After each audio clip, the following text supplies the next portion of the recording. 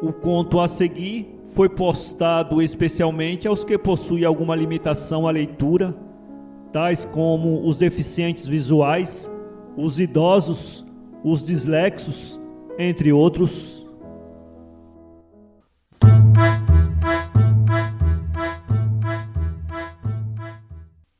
O Romance da Virgem Esquimó, de Mark Twain. Sim, contar-lhe-ei tudo quanto deseja saber sobre a minha vida, Sr. Twain, disse a moça com voz suave, pousando sobre mim seus olhos francos. O senhor é muito bondoso e amável ao apreciar-me e preocupar-se com a minha vida. Estava raspando distraidamente a gordura da baleia com uma faca de osso. Enquanto olhava a aurora boreal que agitava seus chamejantes reflexos no céu, banhando a solitária planície nevada, ela colocava a gordura sobre uma pele. Os ricos matizes produzidos pelas reverberações da aurora constituíam um espetáculo de esplendor e beleza quase insuportáveis. Agora, porém, com um movimento de cabeça, ela se libertou de seus sonhos e dispôs-se a contar-me a modesta história que eu lhe havia pedido. Acomodou-se sobre o bloco de gelo que usávamos à guisa de sofá e eu me dispus a escutá-la. Era uma formosa criatura, falo do ponto de vista dos esquimós. Outros a tomariam por uma ingênua gorduchinha.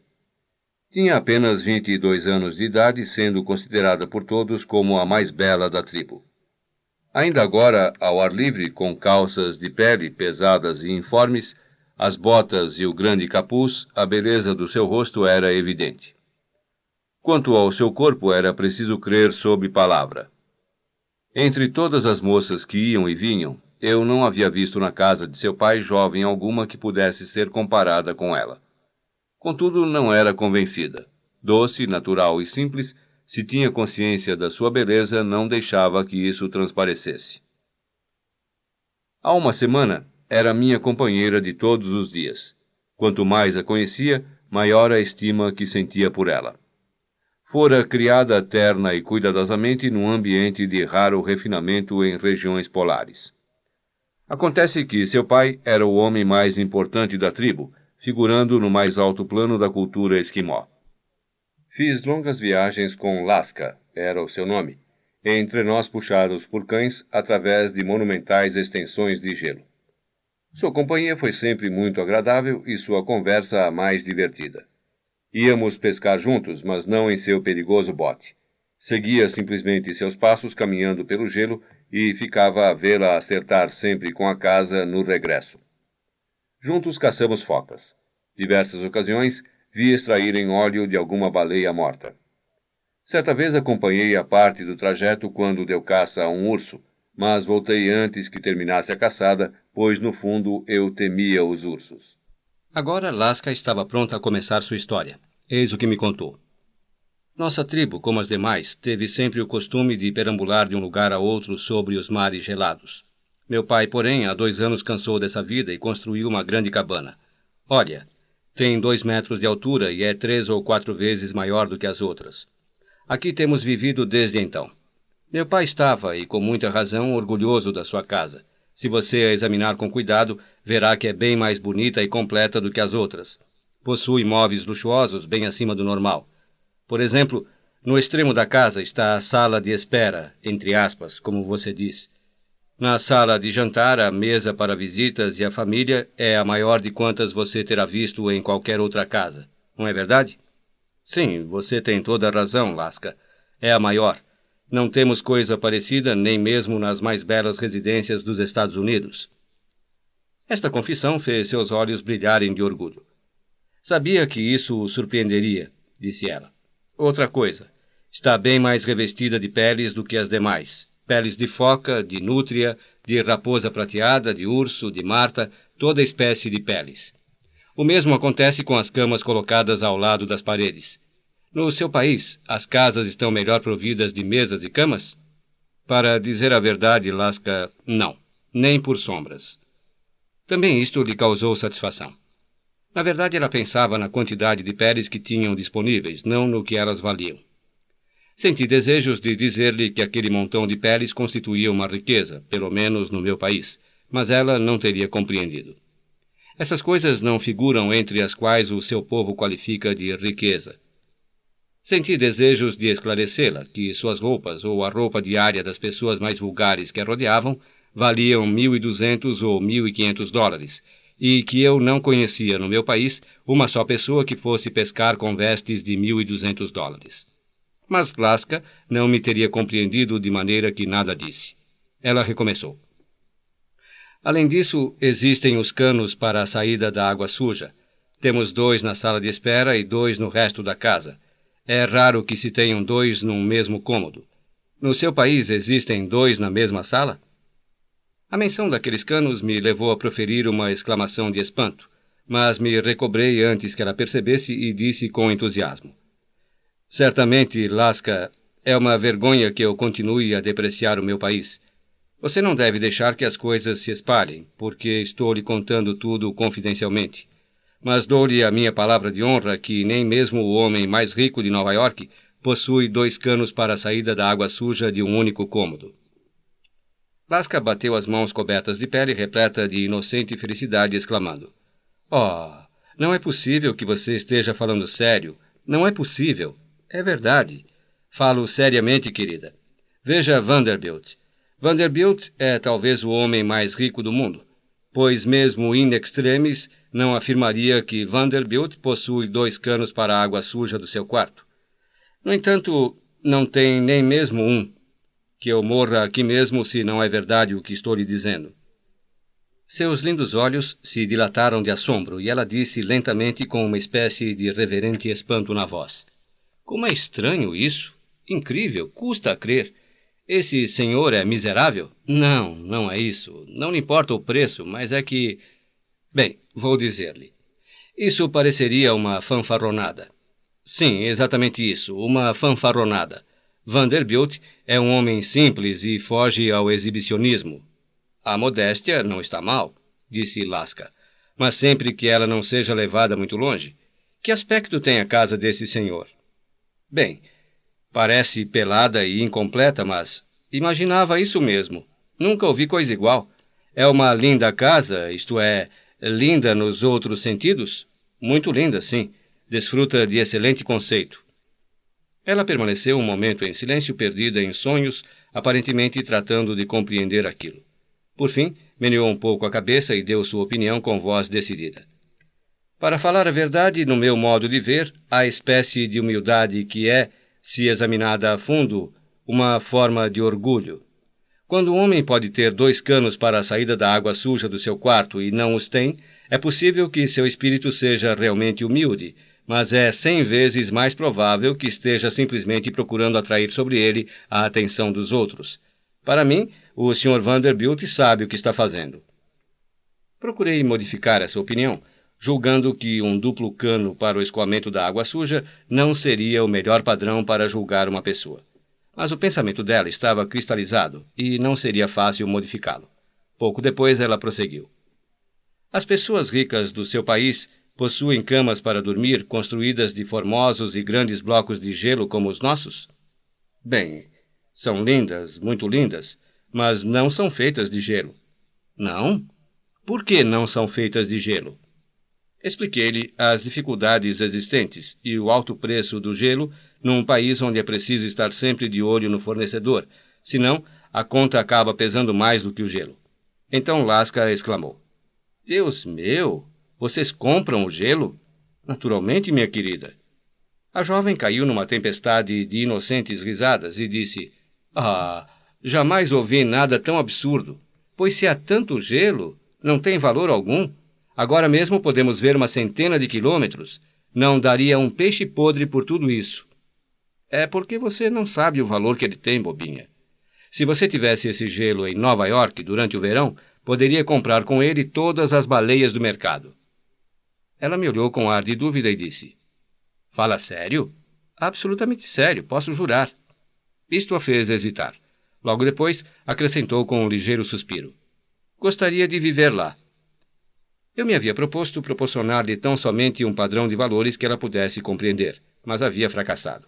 Dera-lhe apenas a impressão de que as baleias eram abundantes e baratas em Nova York, e agora isso fazia-lhe subir água à boca.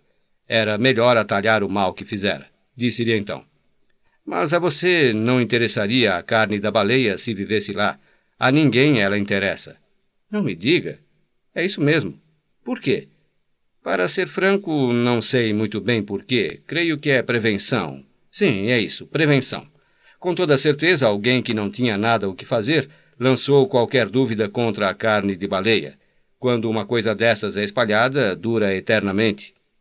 Sim, certamente, disse ela com ar pensativo. Como nossa prevenção contra o sabão. Nossas tribos, como você sabe, desde os primeiros tempos, tiveram uma prevenção contra o sabão. Olhei-a rapidamente para me assegurar se estava falando seriamente. Não havia dúvida. Vacilei e em seguida disse-lhe com toda a cautela: Perdoe-me, você diz que tinha uma prevenção contra o sabão? É verdade? Sim, mas isso foi no começo. Ninguém queria comê-lo. Ah, compreendo. A princípio não tinha entendido. Lasca prosseguiu. Tratava-se simplesmente de uma prevenção. No princípio, o sabão provinha dos forasteiros. A ninguém agradava. Mas agora está na moda. Todos o apreciam e todos que podem o adquirem. A você não agrada? Sim, naturalmente. Morreria se não pudesse tê-lo, sobretudo aqui. E a você? Adoro-o. Agradam-lhe as velas? Considero-as uma necessidade absoluta. E a você? Seus olhos brilharam e ela exclamou: Ah, não me fale. As velas e o sabão, as entranhas dos peixes, o azeite da baleia, a gordura da baleia e a carne podre, e o chucrute, e o mel de abelha, e o alcatrão, e a terebentina, e o melaço, e... não diga mais nada. Morrerei de satisfação. E servir tudo isso com um cubo de gordura e convidar os vizinhos para uma festa. Mas aquela visão de um festim ideal era excessiva para ela e a pobre desmaiou.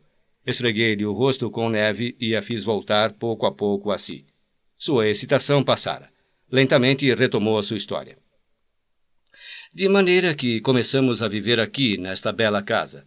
Mas eu não me sentia feliz. A razão é esta. Eu havia nascido para o amor. Para mim, não podia haver felicidade sem ele. Queria ser amada apenas por mim mesma. Queria um ídolo e queria ser o ídolo do... Só uma idolatria mútua poderia satisfazer meu temperamento apaixonado.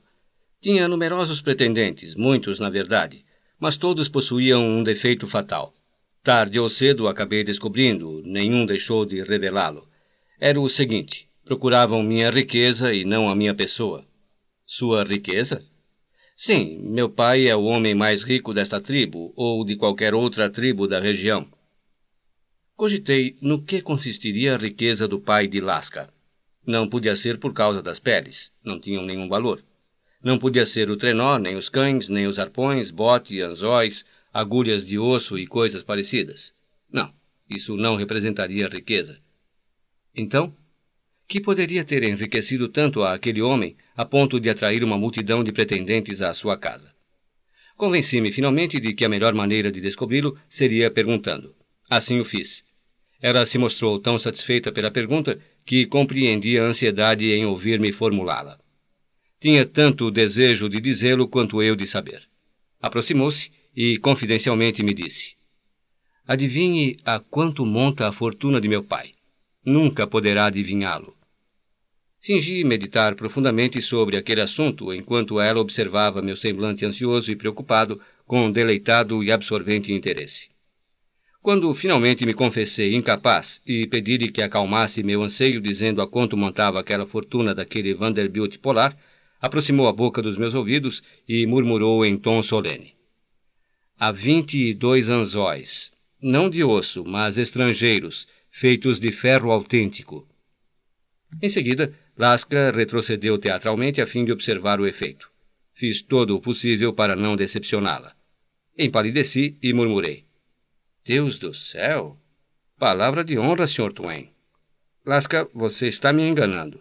Não pode estar falando seriamente.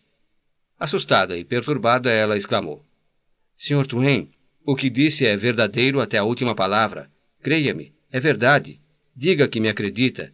Diga que me acredita. Bem, se... procuro acreditar, mas tudo foi tão imprevisto, tão imprevisto e extraordinário. Você não devia dizer essas coisas de maneira tão brusca. Isso, como lamento. Se tivesse pensado, bem, não importa. Não a culpo, Lasca, pois você é jovem e inexperiente. Não podia, naturalmente, prever o efeito que... Mas sim, devia ter previsto isto, certamente, porque se você tivesse dito 5 ou 6 anzóis para começar, e gradualmente eu fosse... sim, compreendo. Ir gradualmente aumentando. Por que não me ocorreu? Não importa, minha filha, tanto faz. Já estou melhor. Dentro de pouco terá passado. Mas isso de jogar 22 anzóis sobre uma pessoa não preparada e não muito forte, e além disso, foi um crime, perdoe-me. Diga que me perdoa, diga. Depois de ter ouvido uma boa quantidade de palavras carinhosas e persuasivas como desculpa, acabei perdoando-a. Mostrou-se novamente feliz, reatando lentamente a sua narração. Dentro em pouco, descobri que a fortuna da família continha algo mais, uma joia de certo valor, pois Lasca procurava não referir-se a ela diretamente, com temor talvez de me causar nova comoção. Mas quis saber tudo quanto se referisse àquele objeto, e a incitei a que me dissesse.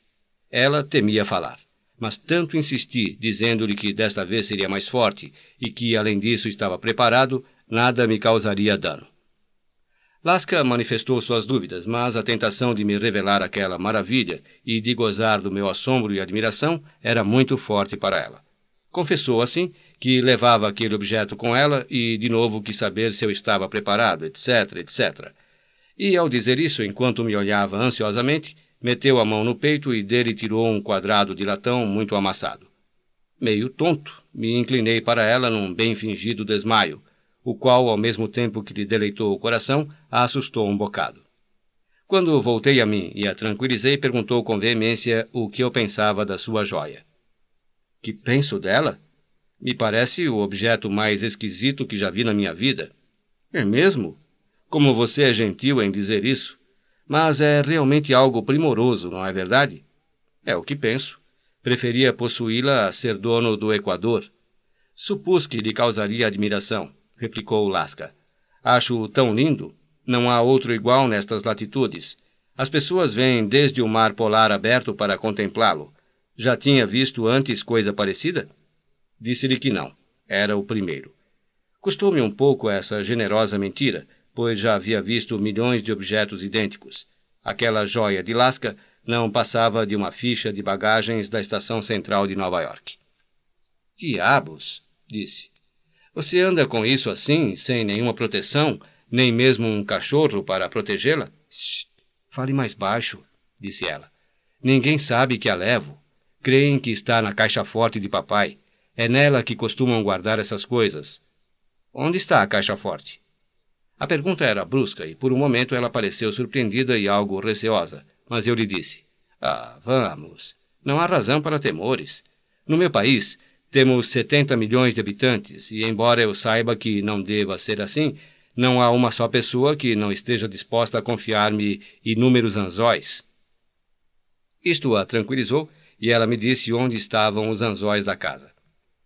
Em seguida, desviou um pouco seu relato para contar vantagens sobre o tamanho das pedras de gelo transparentes que formavam as janelas da casa, perguntando se havia algo parecido no meu país.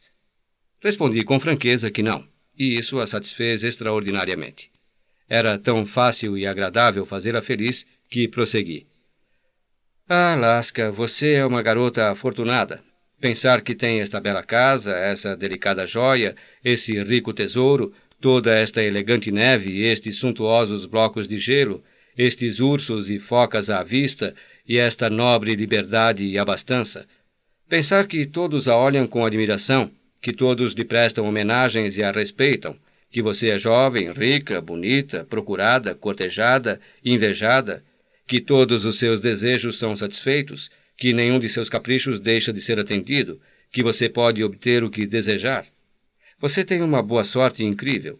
Vi milhares de moças, porém de nenhuma se poderia dizer tudo isso. Mas você é digna de todas estas coisas, Lasca. Digo de todo o coração. Ela se mostrou infinitamente orgulhosa e feliz ao ouvir tais palavras. Agradeceu repetidamente pela observação final. Seus olhos e sua voz deixavam transparecer o quanto estava comovida. Pouco depois disse: No entanto, nem tudo é perfeito. Há também sombras. A carga da riqueza é pesada. Às vezes me pergunto se não seria melhor ser pobre, ou pelo menos não tão rica. Tenho pena ao ver passar pessoas das tribos vizinhas e ouvi-las dizer com tom humilde: Essa é a filha do milionário. Outras vezes murmuram em tom pesaroso: Ela se banha em anzóis, e eu nada tenho. Isso me destroça o coração. Durante minha infância, quando éramos pobres, podíamos, se quiséssemos, dormir com a porta aberta. Agora precisamos de um guarda noturno. Naqueles tempos, meu pai era amável e cortês para com todos, mas agora não pensa noutra coisa senão nos seus anzóis. Sua riqueza faz com que todos se mostrem humildes e serviçais para com ele. Antes ninguém ria de suas anedotas, que eram sempre velhas, pobres e desprovidas do único elemento capaz de justificar realmente uma piada, o humor. Agora, no entanto, todos riem diante de suas aborrecidas frases, e se alguém deixa de fazê-lo, meu pai se mostra profundamente desgostoso. Antes não procuravam a sua opinião sobre coisa alguma, e pouco ligavam quando, mesmo sem ser solicitado, ele dava seus palpites. Sua opinião continua sendo de pouca valia, mas agora todos a procuram, todos o aplaudem. Meu pai, que não possui nenhuma delicadeza, e sim uma enorme falta de tato, coopera para esses aplausos. Ele rebaixou o nível da nossa tribo. Antigamente éramos francos e varonis, agora somos hipócritas e servis. Do fundo do coração desprezo o costume dos milionários. Nossa tribo era de gente simples, feliz, com os anzóis de ossos de seus antepassados. Agora todos são consumidos pela avareza, tudo sacrificarão, honra e honestidade inclusive, para apoderar-se desses tentadores anzóis de ferro dos forasteiros. Não devo, porém, deter-me em coisas tão tristes. Como lhe disse antes, meu sonho era ser amada pela minha personalidade apenas. Este sonho, aliás, esteve próximo a realizar-se. Certa vez chegou um forasteiro que dizia chamar-se Kalula. Disse-lhe o meu nome e ele respondeu que me amava. Meu coração saltou de felicidade e gratidão, pois me havia enamorado dele à primeira vista. Apertou-me contra o seu peito, dizendo que nunca mais poderia ser tão feliz como nesse momento. Começamos a dar um demorado passeio pelos blocos de gelo, e logo trocamos confidências e fizemos belos planos. Planejamos o mais belo dos futuros. Ao sentirmos-nos cansados, sentamos e comemos, pois ele trouxera sabão e velas, e eu levara um pouco de gordura de baleia. Tínhamos fome e nada nos soube tão bem. Kalula pertencia a uma longínqua tribo do norte. Apurei que ele nunca ouvira falar de meu pai, coisa que me alegrou muitíssimo. Isto é, ouvira falar do milionário, mas ignorava seu nome, de maneira que, como você compreende, não podia saber que eu era a herdeira. Tenho certeza de nada lhe ter dito. Sentia-me finalmente amada por mim mesma. Estava feliz, tão feliz, mais feliz do que você pode supor. Aproximou-se a hora da ceia e eu o levei para minha casa. Quando nos aproximamos, mostrou-se assombrado, exclamando: Que maravilha! Isso é de seu pai? O tom e o seu olhar cheio de espanto me causaram pena, mas a sensação se desvaneceu rapidamente, pois lhe queria muito, e ele me parecia forte e nobre. Toda a minha família, tios, tias, primos, mostraram-se contentes com ele. Muitos hóspedes foram convidados. A casa foi hermeticamente fechada, as lâmpadas de pedra acesas, e quando todo o interior estava bem quente e agradável, iniciamos uma alegre festa comemorativa do meu noivado. Terminada a festa, a vaidade de meu pai o dominou e ele não pôde resistir à tentação de exibir suas riquezas a Kalula, de mostrar-lhe a magnífica sorte que tivera, procurando com isso divertir-se com a surpresa do pobre homem. Senti desejos de chorar. No entanto, seria inútil tentar dissuadi-lo, por isso nada disse, limitando-me a ficar ali. Meu pai foi direto ao esconderijo e, diante de todos, retirou os anzóis e as roupas, jogando-as desordenadamente sobre a minha cabeça, de maneira a caírem em cintilante confusão sobre o chão, junto aos pés do meu amado. O surpreendente espetáculo deixou o jovem rapaz sem respiração.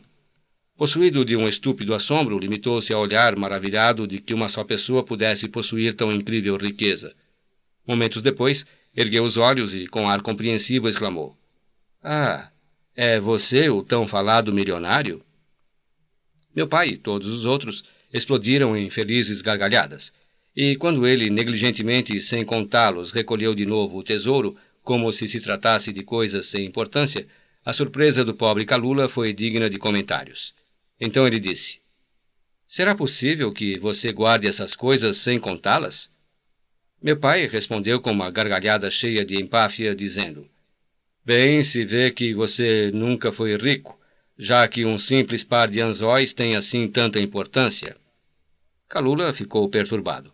Baixou a cabeça, dizendo: Para dizer a verdade, senhor, nunca possuí o equivalente da ponta de um desses preciosos objetos, e jamais vi alguém tão rico em anzóis que nem mesmo precisa contá-los. O mais rico que até agora conheci possuía apenas 3. Meu pai voltou a rir com insípido prazer, deixando a impressão de que não estava acostumado a contar e cuidar dos seus anzóis. Alardeava a grandeza, como você terá percebido. Aliás, é o que ele diariamente fazia. Eu conhecera meu amado ao amanhecer.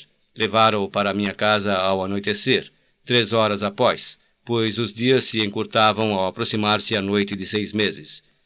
Os festejos prosseguiram durante muitas horas. Finalmente os convidados partiram e nós nos estendemos sobre as camas para dormir. Todos caíram em profundo sono. Apenas eu não conseguia conciliá-lo. Sentia-me muito excitada e feliz para dormir. Após ter permanecido longo tempo imóvel, uma forma vaga passou a meu lado e foi engolida pela sombra que reinava no outro extremo da casa. Não pude distinguir de quem se tratava, se homem ou mulher. Pouco depois, a mesma figura ou outra qualquer passou junto a mim do outro lado. Pensei no que aquilo poderia significar, mas de nada adiantaria perguntar. Assim pensando, acabei por adormecer. Não sei quanto tempo dormi. Despertei subitamente ouvindo meu pai dizer com voz terrível: Grande Deus das neves! Desapareceu um dos anzóis. Alguma coisa me disse que isso significava dor para mim. Senti o sangue gelar-me nas veias. O pressentimento foi confirmado no mesmo instante. Meu pai gritou: De pé, todos! Agarrem o forasteiro! Houve um barulho de gritos e blasfêmias, e uma selvagem investida de formas vagas através das trevas. Corri em socorro do meu amado, mas que podia fazer senão esperar torcendo as mãos? Kalula já estava separado de mim por um muro vivo. Amarraram-no pelos pés e mãos. Só quando o subjugaram completamente, permitiram que me aproximasse dele. Atirei-me contra seu pobre e maltratado corpo e chorei minhas penas sobre o seu peito, enquanto meu pai e toda a família caçoavam de mim, cumulando-o de ameaças e vergonhosos xingamentos. Kalula suportou aqueles vexames com uma dignidade tão tranquila que me inspirou um carinho ainda maior. Senti-me orgulhosa e feliz com ele e por ele. Ouvi meu pai convocar os velhos da tribo para julgar Kalula e resolver se o condenavam ou não à morte. Como? Antes de procurarem um anzol perdido? O anzol perdido! Gritaram todos com tom galhofeiro. E meu pai acrescentou brincalhão: Silêncio todos! E conservem a seriedade devida. Minha filha vai buscar o anzol perdido, e sem dúvida o encontrará. Aquelas palavras puseram-se todos a rir. Isso não me perturbou. Não sentia temor nem dor, e disse: Agora vocês podem rir, é a sua vez, mas chegará a nossa. Esperem e verão. Procurei uma lâmpada de pedra, acreditei encontrar essa insignificante coisa imediatamente. Dediquei-me a tal tarefa com tanta confiança em mim mesma que os demais se tornaram graves, começando a suspeitar que haviam falado com demasiada precipitação. Mas, ai, como era amarga aquela procura! Houve um profundo silêncio que durou o tempo de poder contar os dedos 10 ou 12 vezes. Meu coração começou a desfalecer. A meu redor cresceram as burlas com crescente convicção, até que, finalmente, quando renunciei à busca, todos explodiram em gargalhadas cruéis. Ninguém jamais saberá o quanto então sofri. Mas meu amor era meu escudo e minha força. Ocupei o lugar que me correspondia junto a Kalula, e abraçando-o, murmurei-lhe ao ouvido: És inocente, querido, bem o sei, mas diga-me isso para meu consolo, para que eu possa suportar tudo quanto nos reserva o futuro. Ele replicou: Sou inocente. Minha inocência é tão certa como o estar eu próximo da morte. Consola-te, pois, coração dolorido.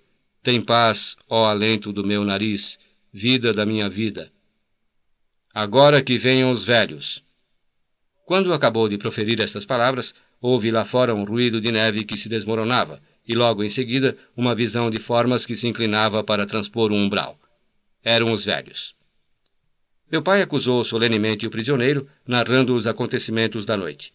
Disse que o guarda noturno estava fora junto à porta e que dentro da casa estavam apenas a família e o forasteiro. Roubaria a família seu próprio bem? Fez uma pausa. Os velhos permaneceram em silêncio durante alguns minutos. Finalmente, cada um deles disse a seu vizinho: Isto está mal parado para o forasteiro.